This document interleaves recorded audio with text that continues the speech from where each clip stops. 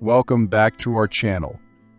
Today we're going to learn how to convert numbers to words in Excel using VBA. It's a handy trick for creating invoices, documents, or any reports. Let's get started. First, we need to ensure that macros are enabled in Excel. Click on File in the top left corner. Then, click Options at the bottom of the menu.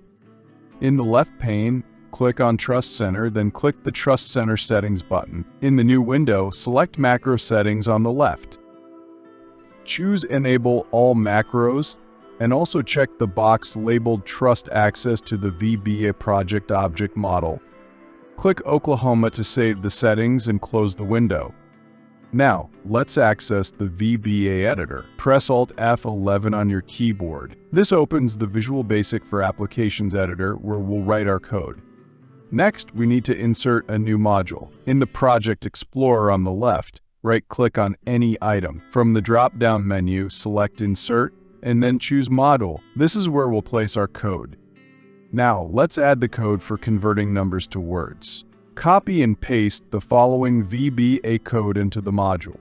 Make sure you have the complete function ready. It will look something like this.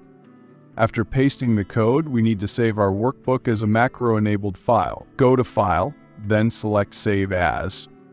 In the Save As type drop-down, select Excel Macro-Enabled Workbook.Excels. Choose your desired location and click Save.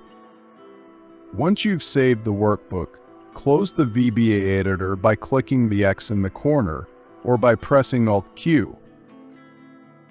Now, let's use our new function.